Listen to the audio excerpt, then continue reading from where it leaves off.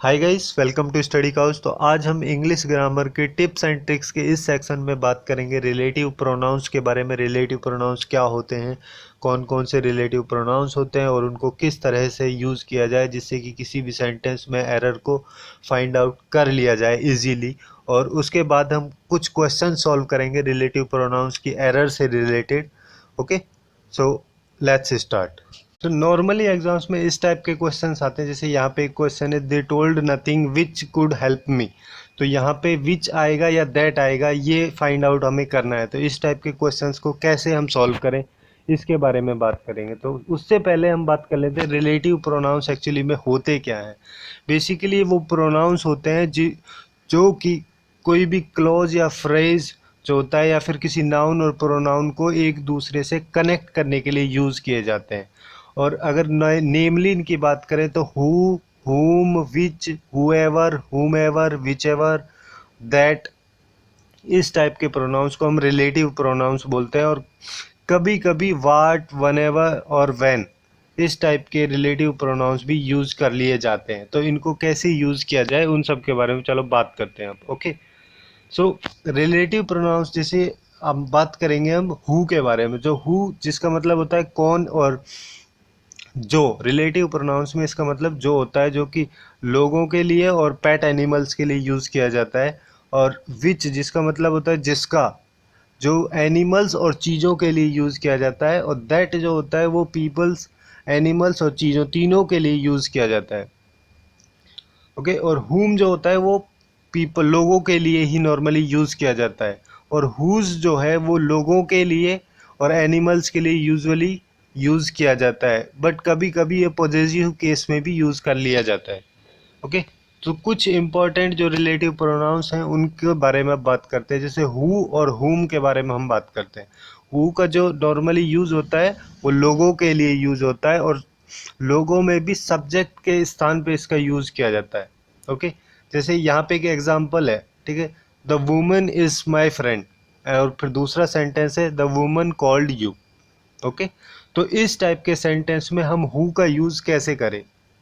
तो पहला ये सेंटेंस बोल रहा है कि एक वुमन है जो मेरी फ्रेंड है और वो वुमन ने तुमको कॉल किया। ठीक है, तो अब इसमें हु का हम यूज़ करें तो हु का यूज़ सब्जेक्ट के बेसिस पे करेंगे। तो सब्जेक्ट यहाँ पे वुमन है, ठीक है, वही कॉल कर रही है।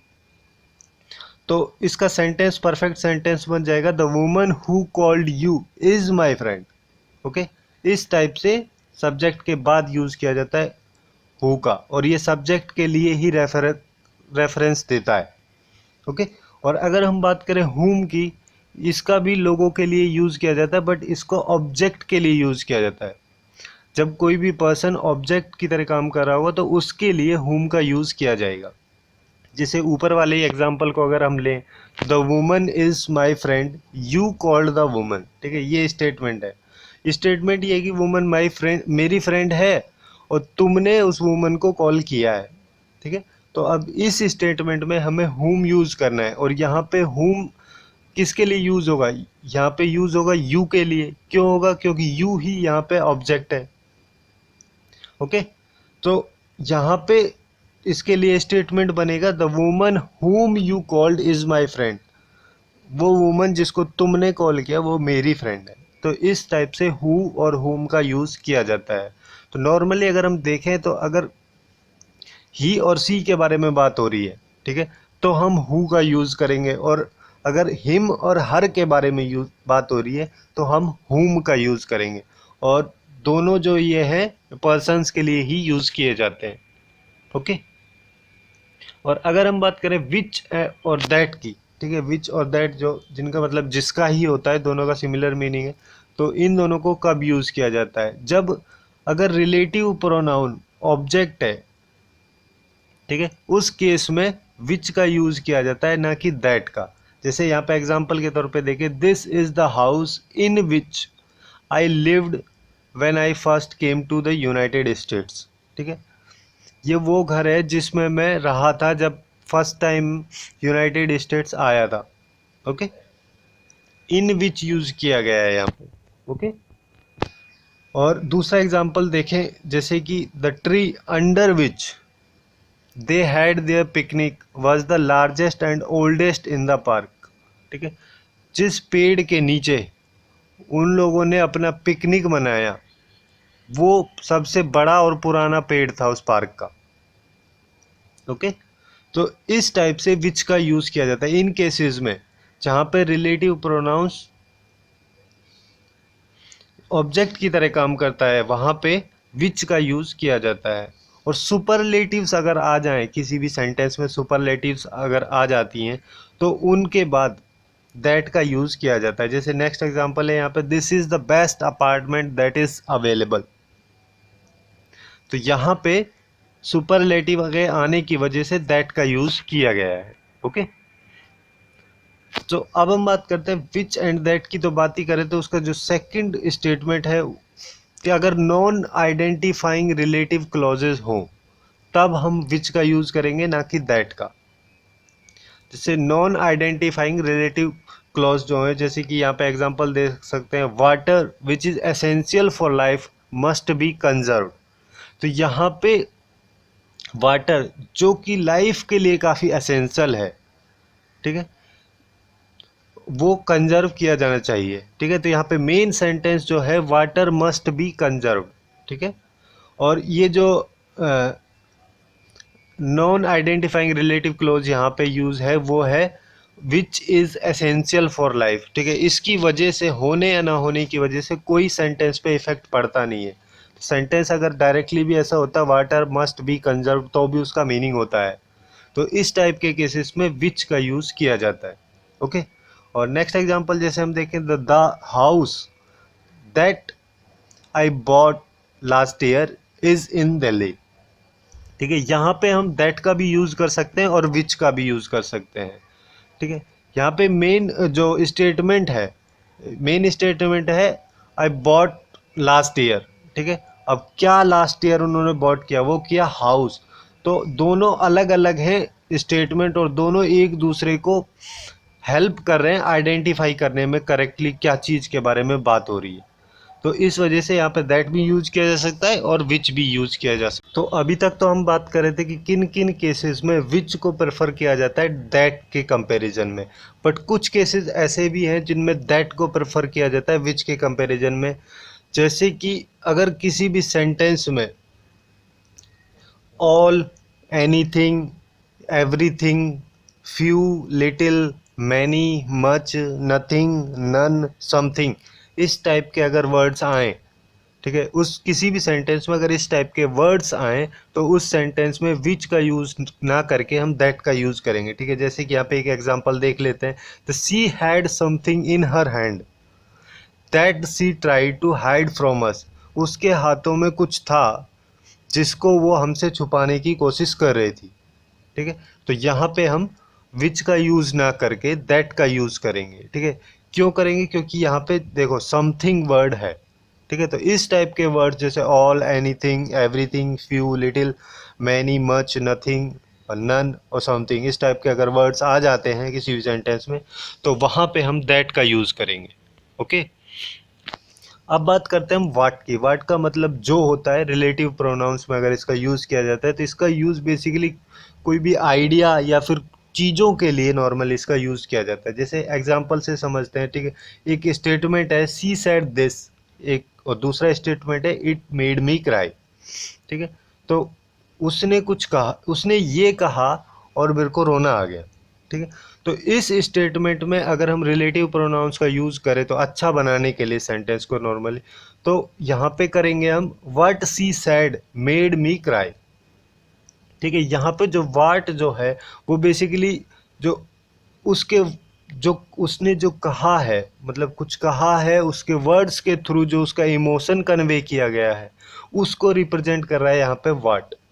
ओके, अब जैसे नेक्स्ट एग्जांपल देखते हैं। नेक्स्ट एग्जांपल है कि इसमें दो स्टेटमेंट है, you want something we can not give you that. ठीक है, तो इस टाइप के सेंटेंस में हम इस तरह से यूज करेंगे, we can't give you what you want. ठीक है, यहाँ पे जो वाट है वो ये मीनिंग इंडिकेट कर रहा है कि जो चीज़ यहाँ पे तुमको चाहिए थी वो हम नहीं देंगे। ओके, और जब भी कंजक्शंस जो होते हैं, एंड, बिकॉज वगैरह के जो कंजक्शंस होते हैं, जब भी किसी भी दो सेंटेंस को, जैसे यहाँ पे सी सेड दिस एंड और दूसरा सेंटेंस है इट मेड मी क्राई, तो यहाँ पे कंजक्शन का यूज़ नहीं किया जा सकता। जैसे मान लो यहाँ पे करें she said this and it made me cry, तो इसका मीनिंग तो कुछ निकल ही नहीं रहा। ठीक है, तो इन टाइप के सेंटेंस में नॉर्मली व्हाट का यूज़ किया जाता है।